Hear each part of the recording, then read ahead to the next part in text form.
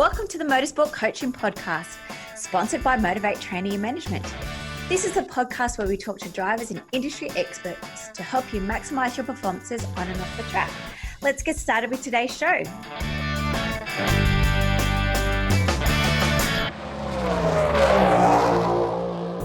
Hello again, Matt Payne here on the Motorsport Coaching podcast, powered by Motivate Training. Payne and Naulty is one of the most recognised voices in Australian motorsport. The commentator on television and at the circuit for just about everything with an engine in it, Matt's got a great story of perseverance and hard work that has got him right through from very humble beginnings to where he's at on the Fox Sports and 7 Networks motorsport coverages. In this episode, Matt speaks about his journey to get to where he's got, to getting into America, and some of the fun that we've had along the way. We touch on things like Scotty McLaughlin and the success that he's having in the United States, Matt having called many of his great Supercars moments, and also work ethic and the importance of putting in the hard work. I gather you are going to really enjoy this catch-up with one of the voices of Australian motorsport, Payne and Naulty, only on the Motorsport Coaching podcast, powered by Motivate Training. It was a real hit with the Texas fans in 2017, and it's back bigger and better for 2018. Along with Sean Sermony, I'm Payne and Naulty, and welcome to the Great American Speedway that is Texas Motor Speedway for races 11 and 12 of the Speed Energy Stadium Super Trucks on CBS Sports. And welcome back to the Motorsport Coaching podcast, powered by Motivate Training. It gives me great pleasure to welcome a very good friend of mine, Payne and Naulty, here with us this week. How are you, matey? I'm good, Matty. Good to actually see your face for the first time in a long time too, mate. It's been a while. God, this could go anywhere. Really good to have you on board. For those who don't know Matt, he is the voice of many motorsports, not just around Australia, but certainly in other parts of the world, and certainly one of the most, versatile commentators around the place, from everything from Speedway to Supercars, stadium super trucks, and everything else in between. And this podcast, as listeners of the podcast will know, is not just about motorsport. It's about the story behind people in motorsport and their inspirational journeys. And certainly you've definitely got one of them. You've been around for a fair while now, Matty. Yeah, I met you, I think, the year 2000. It feels like yesterday. And pretty much that first couple of years, I got the opportunity to chase the dream. It was always like a private dream, I guess, that I wanted to be in the industry. But, you know, it's such a tough industry. And by that point, I was already just a forklift driver. And I thought, man, do I need to go back and do all the schooling or whatever? And then a few opportunities popped up. And I'm very thankful that, you know, I chased that, because you sometimes need that little push over the cliff. I know you gave me a lot of pep talks early in the days about chasing. Instead of sitting around, I could have been doing something very much different now. But incredible journey. Never thought it would get to where it is now. And I'm really, really blessed that I've done a lot of cool stuff, and it's only, you know, still a long time to go, I guess. Yeah, indeed. I guess your background, if we go to your background, you grew up in Adelaide, so you're another kid out of the Grand Prix area in Adelaide to come through into motorsport. There's so many people that Formula One on the streets of Adelaide had inspired to get involved in the sport. Well, I was always a cricket and footy kid when I grew up, and it wasn't till I went to the Grand Prix here, back in 1987. Dad drove for Toll, which were the carters for Foster's Beer, which sort of went hand in hand, and we got a call up to go to the Grand Prix on the Friday afternoon. We were on our way to actually watch the Sprint Car Masters at Speedway Park back in the day, and all of a sudden we were literally backing out the driveway, and Mum came out and said, "You've got a phone call from work." And Dad looked at me and he goes, "I think we're going to the Grand Prix track." And from that moment, it was just motorsport flat out. He took me to the Speedway when I was, I think, 5 or 6. And apparently, and he told this story a while ago, one of the cars backfired going into the corner, frightened the daylights out of me, and I wouldn't go back. And anyway, this all changed. I mean, it still gives me a bit of a fright to this day still, but it's... I was going to say, it still does, doesn't it? Yeah, that and fireworks at the race fence. Yeah, you and I both have had those experiences over the journey. And from that moment, I saw a Formula One car in the flesh, and it was like, that's it. It was, for that day, it was going to be motorsport onwards. And I think only recently we had a discussion with a great mate of ours, Benny Bishop, and he said, you're very lucky to come from a motorsport-rich state. A lot of states around Australia didn't have the motorsport that we did. Like Western Australia had Rally Australia going on, the famed Claremont Speedway, but we had the Grand Prix, we had the Speedway, we had the touring cars and all that go on. So you've seen some really great people benefit from that over the years.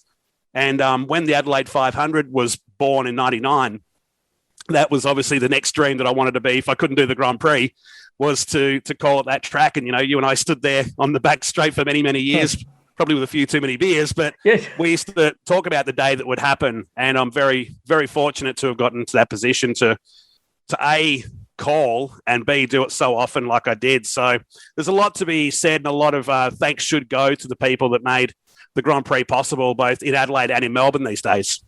Yeah, indeed. And I mean, my first Grand Prix was 96 in Melbourne. And from that moment, obviously old school style Formula One with real engines. Sorry. Yes, agreed. But, the noise when we got out of the cab in the centre of Melbourne, and we were sort of 10 or 15 kilometres from the track, and this was the first ever one there. So they had Thursday practice for the drivers to learn the track. And the fact that we're so far away, knew that we were a fair distance away, but could hear this noise. And to be there, of course, I was a massive Jacques Villeneuve fan, and that was the time that he qualified on pole, and so many experiences at Melbourne over the time since. And to fast forward, I guess, to Adelaide and sort of some modern times, as we record this, it's the start of the month of May, or the month of May is well and truly in full swing. And it's a good time to be alive, isn't it? See the smile on your face. It's a good time to be actually an Antipodean, an Australian or New Zealand motorsport fan. The last 2 days at Indianapolis have been enormous. Like, you've just had Will Power come out and blast them on day one. Day two, Scotty Dixon blasts them.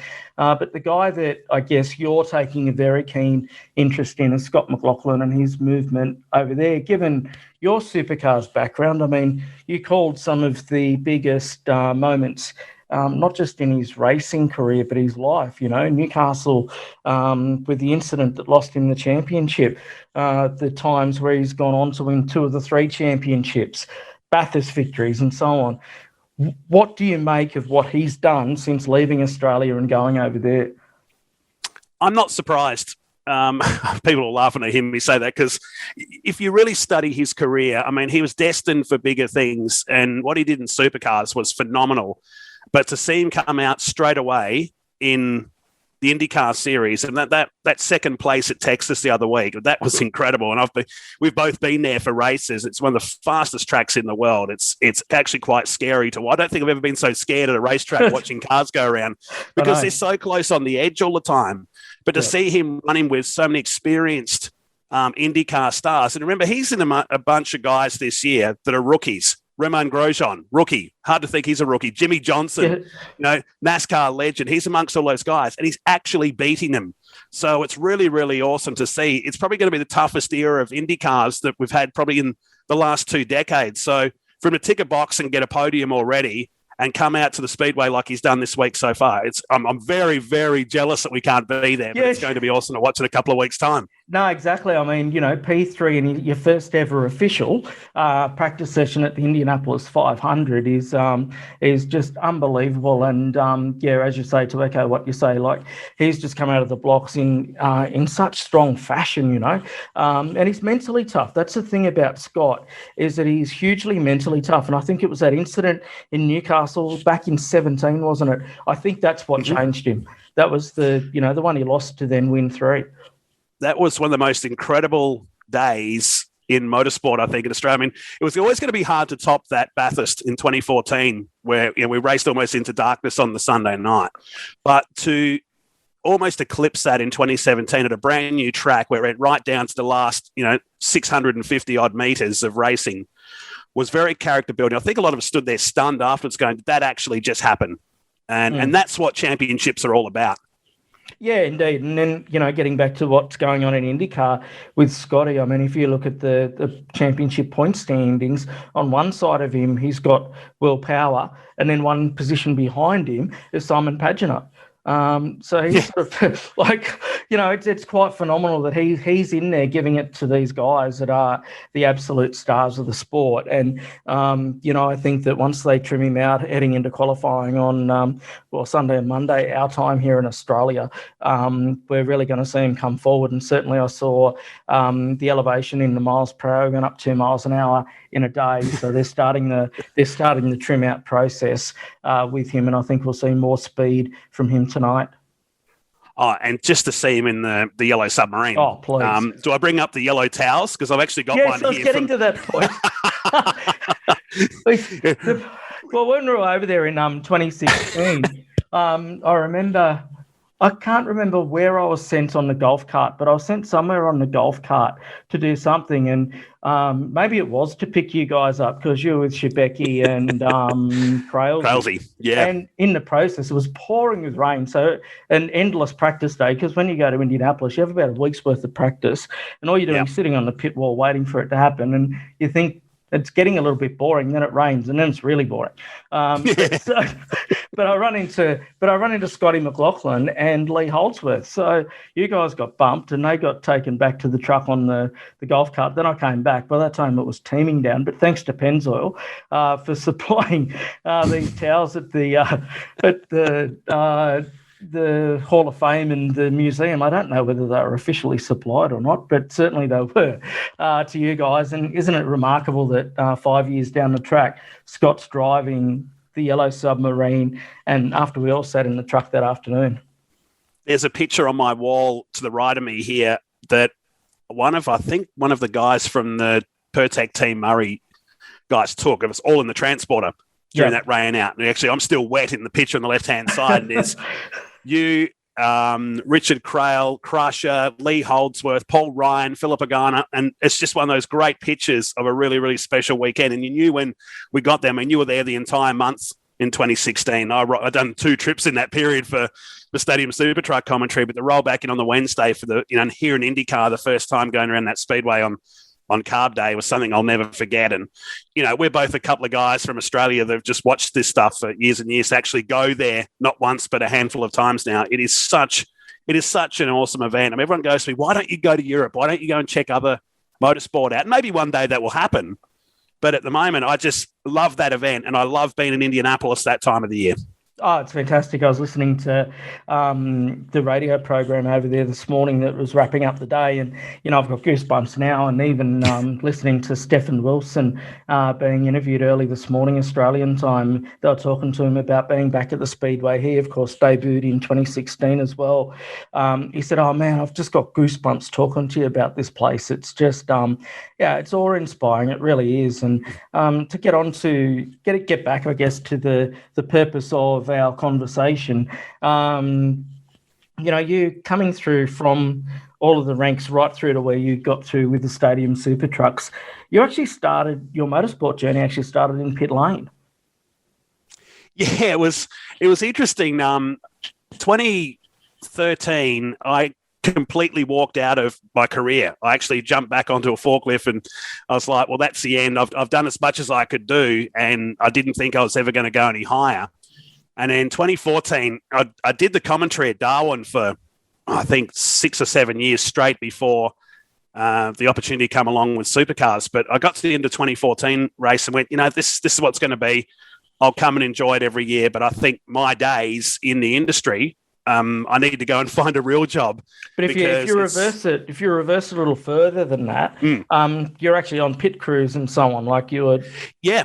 And what have you. So back in the early mid-90s now, going back to when Dad drove for Toll, they had a race team in the Porsche Cup days. And the last Grand Prix, I got tied up with that team. It was run by Rod Smith, who had just come away from Gibson's, ran Scafie's Formula Brabham, Formula Holden, that awesome Lola they had for a few seasons. And he was just starting his own race team at the time. And I got thrown the old bucket and sponge and a chamois, and they said, get to work on the cars. Cool, no worries. I'll do anything to work on a race team back in the day. And it was the last Adelaide Grand Prix.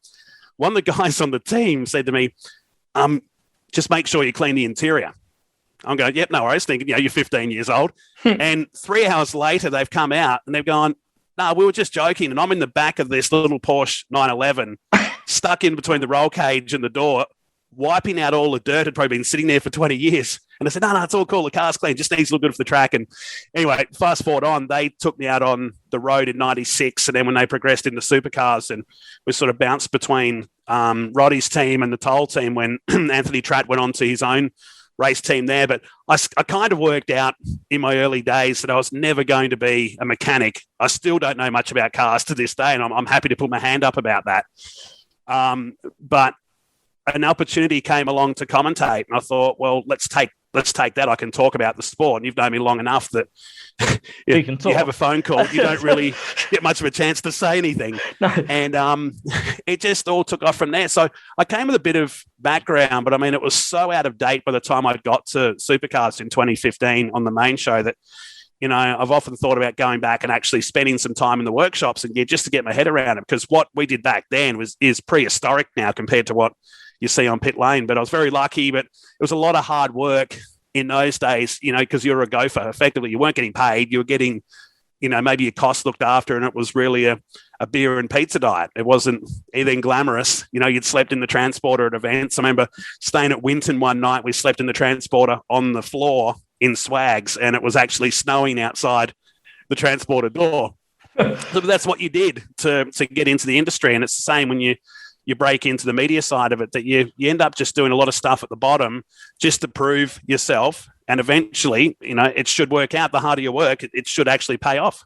Yeah, I think that's a really important point. And that cuts across whether you're looking at getting involved in the sport from a mechanic's point of view, from even a driver's point of view. It's about putting in the hard yards and impressing people enough that they're going to give you a go. And like, you know, I've done exactly the same stuff from the media point of view. I mean, you get on, you be a gopher. 1 minute you're cooking the barbecue, you're doing all sorts. You're running around, you're running into town, getting the beers for the boys, and what have you. But like you're doing what you can in the initial stages to move yourself up, and then seeing what happens after that. And like, you know, if you show the work ethic, people will eventually be impressed, and then you get yourself to the point where it goes to the next level and people start seeking you out. Yeah, and you've really got to love the sport to like any industry you be in, whether it's football or cricket or motorsport or whatever.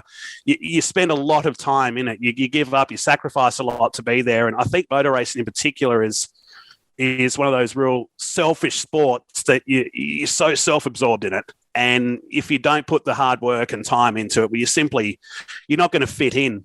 And I think that's probably the best advice you can give, that it's not an easy road. And anyone that gets into any kind of industry in the sport, whether it be on a team, whether you're a driver, you're a pit crew, or you work in the media side, or you become a commentator, the ones that sort of get in straight away without having to do the training or anything don't tend to hang around too long, because they don't have a respect for the journey to get there. And people that have taken the long steps to get there tend to sort of defend their territory, don't they? Going, well, hang on, I've been doing this since I was 16, and yet you've got this upstart that walks in who's got a degree, but he or she's never had the experience. So it's a tough one. Yeah, look, and I think that, you're dead right. Like, I mean, you walk into a media centre anywhere in Australia, anywhere around the world, really, like they're the same names, which in some ways is unfortunate. But, you know, it is what it is, you know, and it's very rare that you do find some young person, particularly in this day and age, coming through the ranks that's willing to put the hard yards in. So I guess that's, you know, a couple of grey-haired, grizzly old blokes. Because we used to laugh at those guys too, didn't we? Yeah. We used to go, hey, you know, like we wanted to get into the industry. And if I look at some of the tactics I used to use early in the day, and we all thought we were better than what we were. And in the beginning, you thought, well, I could do this. And then the reality is you couldn't have done what you do now 20 years ago, because you were nowhere near ready for it. On the other side to that, you've got people that have been in the industry for 35, 40 years that aren't exactly just going to move across and let somebody in. And that's fair enough. That's how it goes. But I'm with you. I don't want to deter people trying to get into the industry, and particularly from the area I'm in commentary. And I've seen a lot of young ones coming through. I'm starting to sound old now saying young ones, but I've seen a lot of people come through and they all want to do the job. But, you know, you can show me all the certificates and all the degrees and diplomas, whatever you like. If you can't talk, then you're not really much good in the industry. But the point I'm making is that don't expect it to be a 1-year apprenticeship. it's going to take time. And if you're already looking for the checkered flag at the other end, saying that's where I want to be, whether it's Supercars or it's IndyCar or it's Formula One, that it's not going to happen overnight. And I feel at the moment that we're seeing people come through and they don't get it in the first 2 years or 3 years because I think they feel entitled to it straight away that, hey, I've spent all these years in university, I should be doing this. And it just isn't like that. Yeah, and I mean, getting back to the work ethic, I mean, when you rock up to a Supercars event, so for a few years there, aside from being the colour commentator on the support categories on the Fox Sports coverage, you were the at-track voice of the Supercars, and you and Chad Nailon, along with Benny Bish and a few others, were the ones that are actually painting the picture to the fans on the ground. And it's not just about turning up and commentating on 24 V8s running around a track. I mean, I've seen the amount of stuff that you carry with you to a race event. Just talk us through some of that background. Like, for example, next weekend going to Winton, what's the work involved for you running up to that event? It started already, like probably early this week. And even though it's three support categories, you know, when you have a big field, say, of XLs, which is probably the big buzz category going in motorsport at the moment. You know, if you've got to learn 35, 40 drivers pretty quickly and you don't have the time to go down to the pits when you're doing such a big workload at the events. I mean, the initial year of Supercars, we were doing the at-track commentary for Supercars in the Super 2 series, and then you'd be doing 2 or 3 categories of broadcast. You never had a time to even go near the pits. And some of these drivers, in fact, today, I'm still learning now, like I've actually never met them in person, but you try and keep in contact with them through social media, which has been the biggest thing to our industry to help us out with. It can be bad, but it can be also very good, especially when you're sort of running late on doing stuff. But I think I spend probably 90% of the time doing research, and it really grinds me sometimes when people say, "Oh yeah, what do you do during the week?" And well, you sit in front of a computer and you're trying to invent fresh stuff. You're trying to find out new news, or making sure you're ahead of the game. And it's never ending. I guess you can work at your own speed. You don't have to sit there 9 till 5. You can sort of do a bit during the morning, then come back that night and work on there. But it's an incredible amount of workload to do, especially when you're going from different categories at different events. If it was just, say, you're doing Supercars and Supercars only, then you live, eat, breathe that category. But when you go to some of these other rounds where we're bringing in the local categories, it's really hard to, try and get into their world, because in the day they are day-to-day workers as well, and they don't have time for some guy ringing them on a phone or hassling them on an email for some background information. So the research and being prepared for an event is key to being successful here, and it's just that. Yeah, and what you say there, I mean, you take it to the nth degree. I mean, it doesn't matter whether you walk into the Perth Motorplex, you might to a Speedway event, you might walk into a drag racing event somewhere. You never know where you're going to hear this voice of Matt Naulty, because you do adapt across all these different events. Yeah, and that was always the path from the beginning. It's like I started doing Speedway back in 2002 in Adelaide, and you could easily have just fallen into a one-trick pony situation where all you knew was Speedway, and then to try and break into another form of motorsport, you'd just be laughed out of town going, "Oh, he's a Speedway guy, he's a drag racing guy." And I think towards the latter part of the 2000s, I was known as a drag racing guy because I'd done so much more drag racing than anything else. But, you try to break out into different areas. You can't be everywhere. I think that's what I do is probably,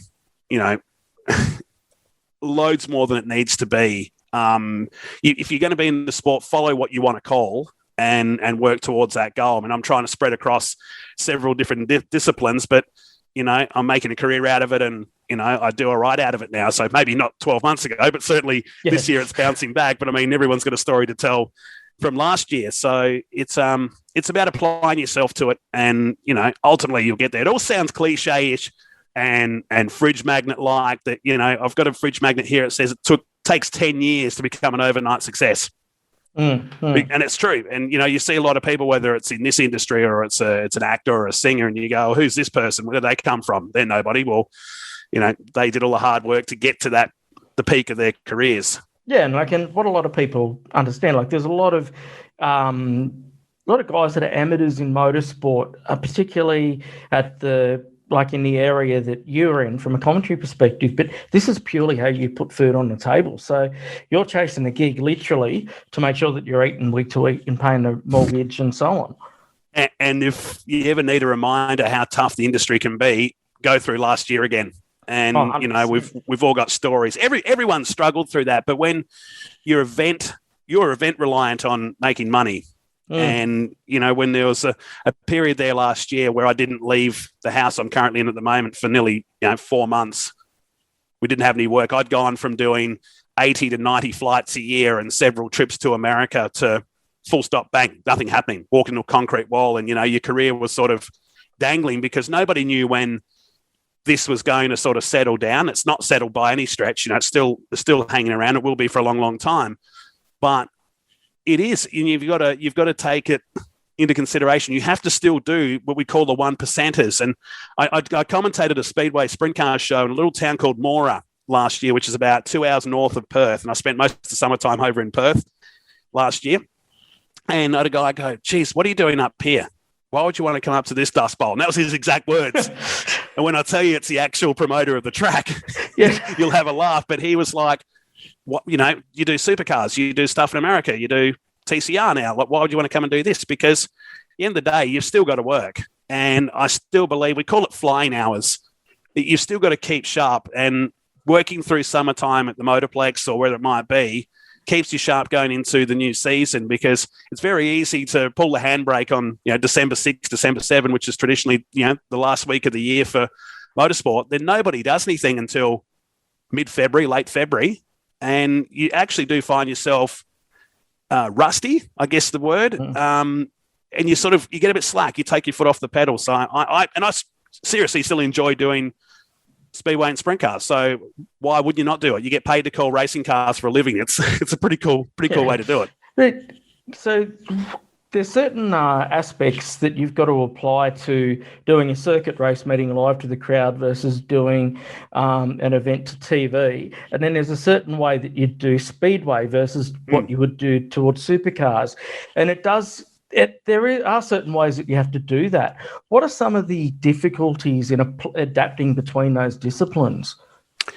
It's been made trickier with this new craze of using TV commentary as a track commentary. And I'm saying this purely as a personal opinion, that I think it sucks. And I think you're doing a big disservice to the race fan that goes there. And I've sometimes sat there going, oh man, this is really, really embarrassing that we're doing this. I understand why they're doing it. It's a cost-cutting, mission to do it, but you are really slapping the face of the punter that's sitting up there in the grandstand on a freezing cold day at Sydney Motorsport Park, or getting torched in the sun at Hidden Valley. We still need that track connection. And you remember that race in Adelaide in 2016 where the thunderstorm hit. Oh, I was going to bring that up. How cool was that? Yeah. And all we did, Chad and I and Cam Vanendungen, the guys that did the event that weekend, we've all been on the other side of the fence. We've all sat up on the hill getting drenched. We've all know what it's like to be like out there in the elements. And when you take that away and it's just the TV side calling to you, well, you can't actually engage to the crowd when you're talking to TV, because you're talking to people across Australia and New Zealand and across the world. You can't just suddenly encourage the crowd to get noisy when you're talking to someone that could be in a pub in Mount Isa, for example. Yeah, for those who don't know what we're talking about, it's a massive thunderstorm hit at the start of the 2016 Adelaide 500. It was black. It was pitch black around the circuit. They had to red flag the event. No one knew what was going on. So these lunatics just went crazy. And the 30 or 40,000 people in the front row grandstand were just going absolutely mental, and we're just baying for the cars to get back out. I've never been to a supercars event with so much atmosphere. And another one that springs to mind is Bathurst a few years ago, getting the crowd really revved up. I can't remember which year that was. It might have been 15, but the crowd was just absolutely on edge ahead of the race. And there's F-18s, there's Virgin planes flying over. It was just mental standing on the grid that particular day. Yeah.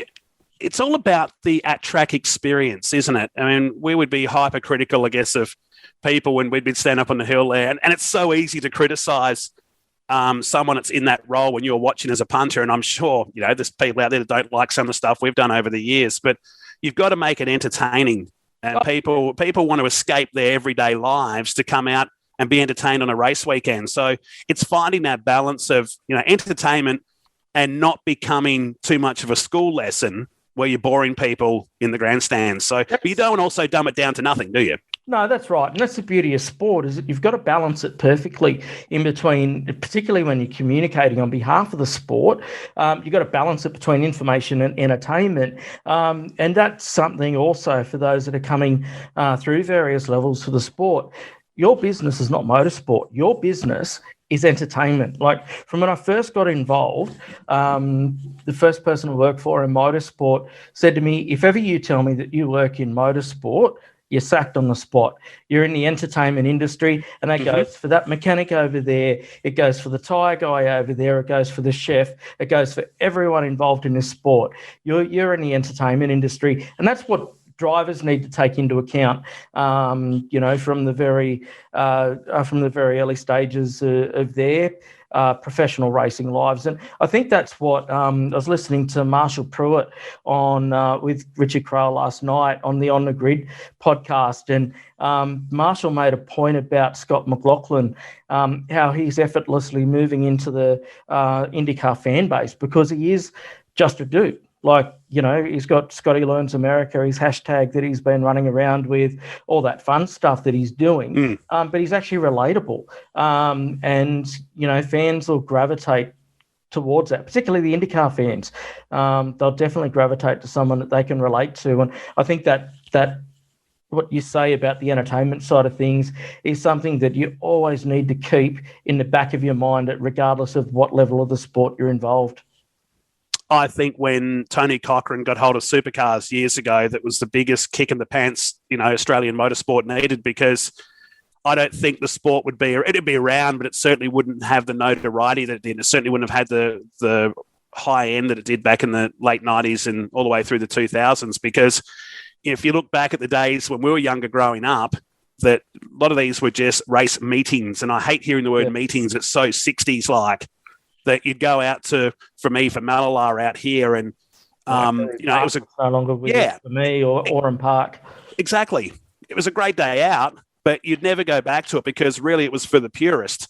And when they suddenly made it into a race and rock theme, which was big for years and years, I remember the first Adelaide 500, and they had 50-odd thousand there on the Friday. No one expected a crowd like that, but you had concerts going on all day. You had entertainment going on between the races. For it to go back to that would be really, really sad now, but it'd be very, very tricky. The entertainment dollar is so hard to get now because there's so many options out there and people just don't like leaving home. I know what it's like these days. There's so much, opportunity to watch stuff at home, live stream or on TV. There's so much sport around there, but you really need to work a lot harder to get people through the gates. And maybe motorsport needs to apply to, a T20 format, and that's why I think night racing is it has to be their future. It has to be taken into consideration that, all right, we're in the middle of winter up against AFL, NRL and the like, and no one has the 8 or 9 hours a day to be at a racetrack. And I saw that sort of changing towards the days of Adelaide where you wouldn't have the peak crowd at 8:30 in the morning. It suddenly was getting later and later and later. And then they'd all pile in for the 78-lap race at 2:30 and they'd all be gone at 5 o'clock. But the purist would still be there. So you can't engage people to stay at an event for 9 or 10 hours a day, and certainly not for 3 days in a row now. Yeah, that's it. Speaking of entertainment, move on to a more recent area of your career. Stadium super trucks, absolutely from the time it arrived in Australia. And the most bizarre thing was the American version of you turned up with the series as the commentator. It's scary enough with one of me in the world. And then you're talking of Sean Sermony, who was the voice of Stadium Trucks since the beginning in 2013 and came from a great Supercross background and Monster Jam promotion when I first met him. Now, to bring you up to speed how that all happened in 2015, I was part of the Supercars coverage, but was only ever meant to do the big screen for the events. And then when they went to Fox Sports, it was going to be all-day coverage at every event, simply from the time the safety car went out, or the course car went out on Friday morning to late Sunday afternoon. It was an incredible idea that they were trying to do, but they needed obviously extra voices to cater for that. And then a week out from the event, Simon Fordham, who was my producer at the time, he rang and said, with your Speedway background, we want you to call these stadium super trucks that are coming to Adelaide. And I said, what the hell's a stadium super truck? Of course, YouTube. Oh, my God, this is absolutely awesome. This is so me. This is cool. Guess what? You're doing it on your own. We'll find someone to call with you. And I'm like, I have no idea what I'm looking at. And then it suddenly became apparent they were going to bring someone with them. And then there was a guy called Sean coming. I'm like, okay, no worries. And he'd been told that I'd done years and years of TV, which I hadn't. It was my first actual live TV. Well, I've done a lot of post TV before that, but never live. And anyway, in walks this guy from Great Barrington, Massachusetts on the Thursday morning.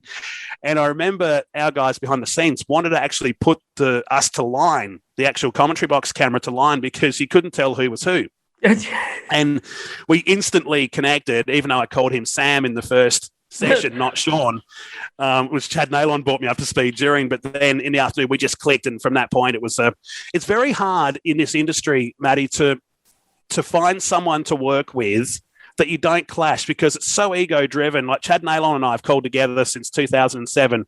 And I think it was only a year or two ago that we actually overlapped each other in a commentary session for the first time ever. We've got this great rapport with each other that we know how to work with each other. It's so hard to find, because there is nothing worse than having two egos headbutting all the time. I've seen it from behind the scenes going, man, I didn't think it was that bad. I've been very fortunate to work with some very good people over the years, and I've never had a drama. But to find someone you really click with and you never have an issue, it makes it so much better. And CERN was one of those guys. He just fits stadium super trucks to a T. And I mean, that video at the end of 2015 with Sheldon Creed rolling over, it's one of the highest viewed videos in the world. And it's still continuing. It's in the millions of views now, well into the 30, 40 million views now. So from that point onwards, that's when my career sort of really started to take off. I was so excited just to be on the Supercars gig and going to all the Australian rounds. And then Robbie Gordon came to me at the 2015 Adelaide race on the Sunday night and just said, I want to take you to America for some race. And I just laughed going, yeah, why would you take an Aussie guy to America for? And he goes, because you're good. And you and Sean sound good together. Okay, no worries. And nothing come of it.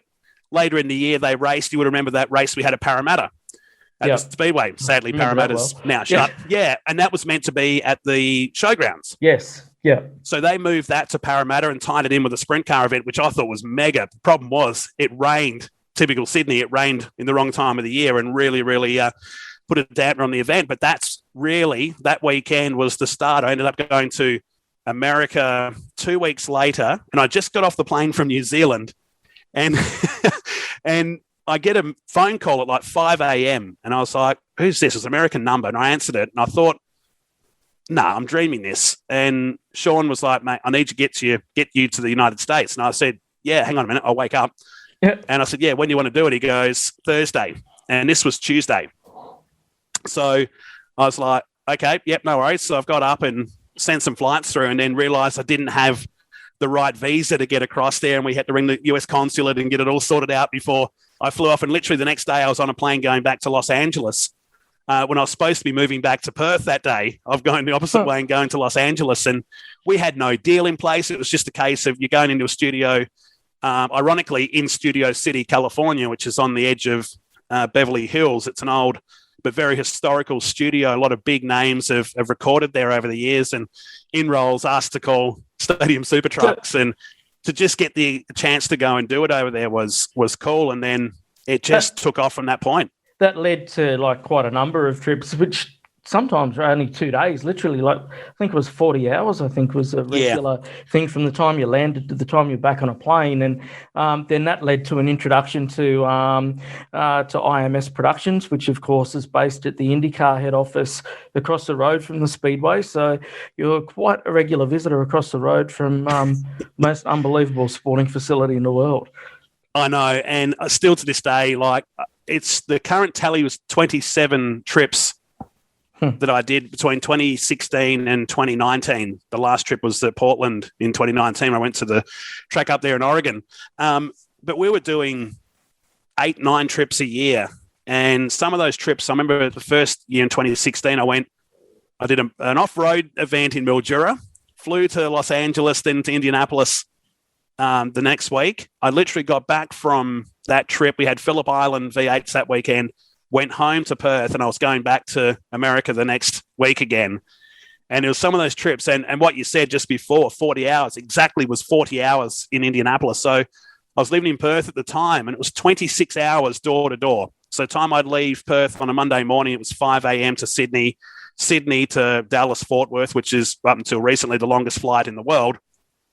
And then to Indianapolis. So you'd leave at 5 in the morning and get there 5 o'clock in the afternoon, Indy time, have a feed, do the call the next day, have the night there, and then you'd be back on a plane at 4 o'clock Wednesday afternoon, then back into Perth Friday at 11:30, 12 o'clock in the afternoon. And I can say it on the podcast, I'd go out Friday night and have a big night out because you're so pumped up with adrenaline that you just had to make the most of it. Well, point I was going to make there is like you make it sound so tough, but you still did manage to get to Dick's Last Resort in Indianapolis every time you were there. If you don't, Dick's Last Resort's a great bar, great series of bars in America where the staff's actual mission is to abuse you, and it's absolutely hilarious. But do you still hold ambition to go back to America? I know that you had a strong ambition to do that. Then obviously last year hit and has curtailed things a little bit.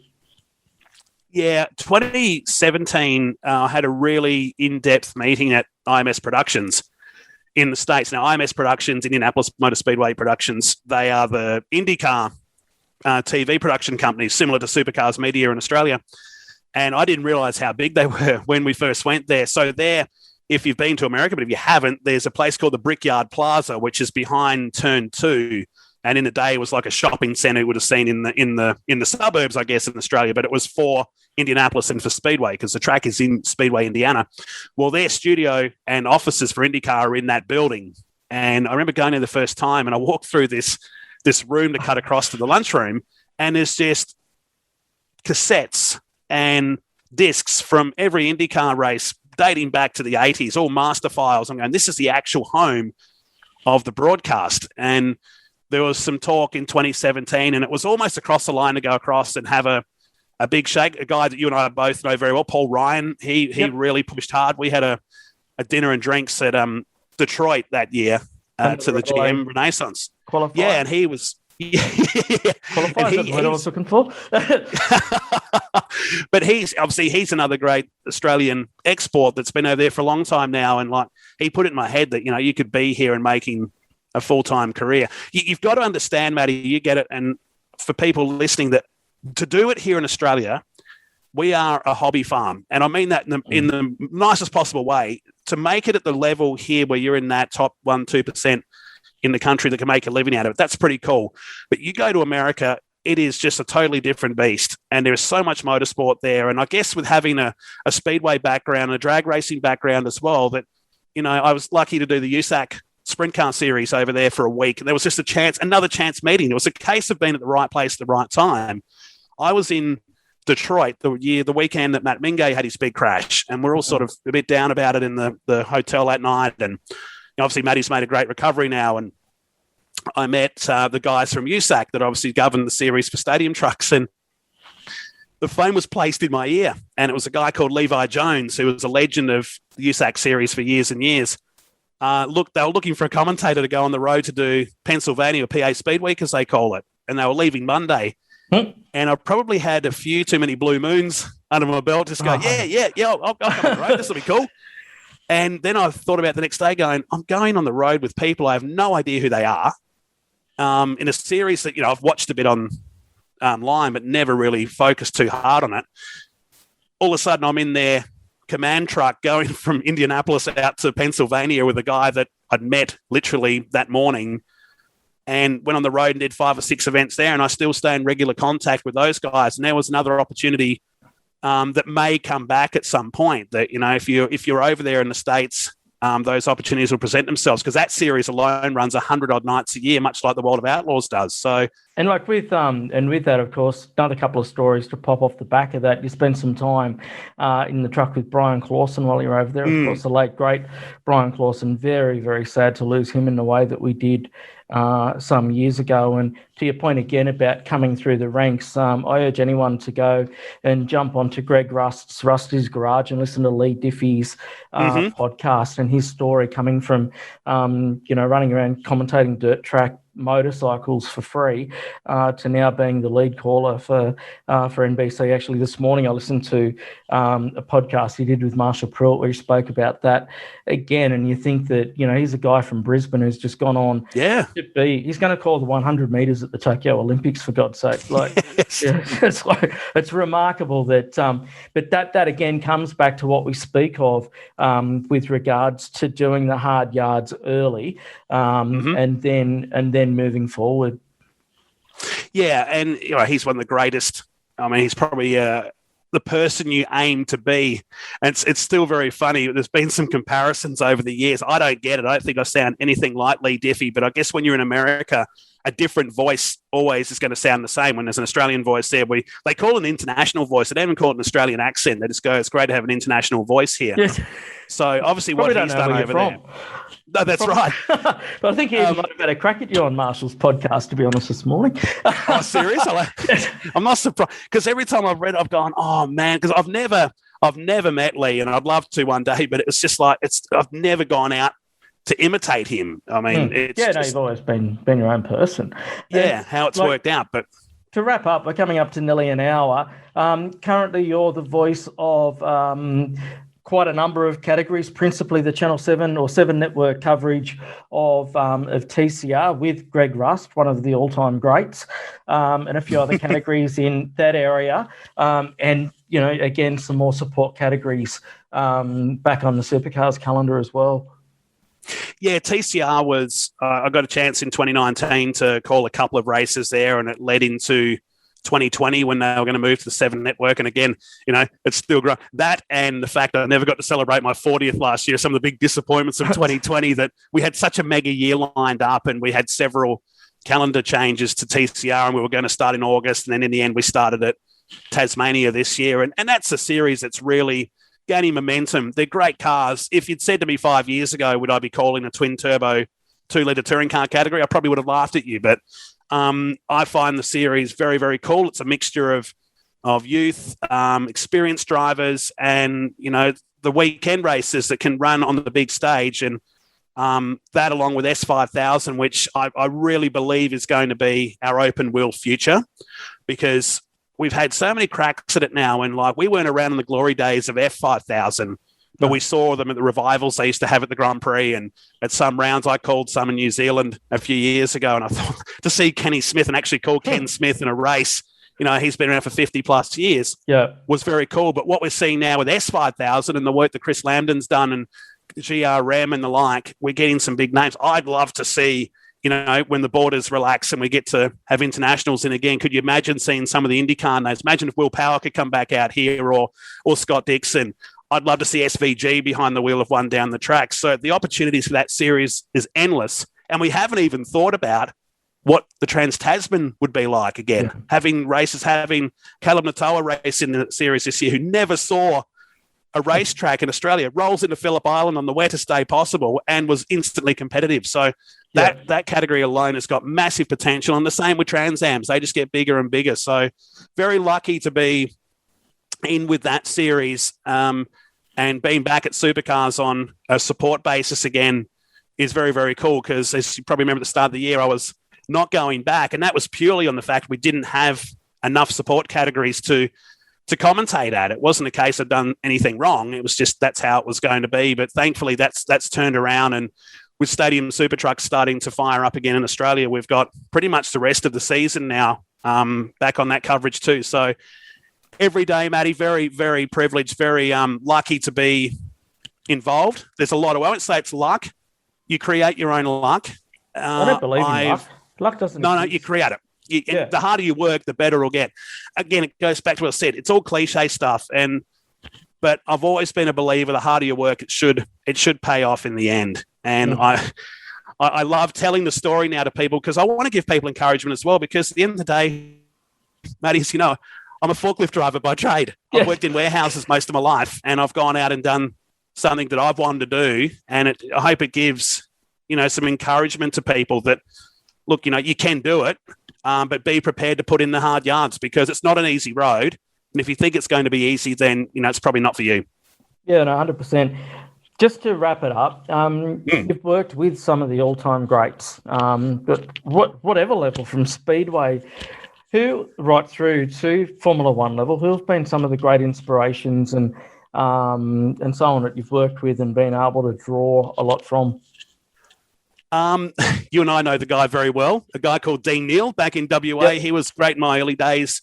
Dino was obviously a voice at Parramatta Speedway for a long time, did the Andrea Pro Series when 1HD first started.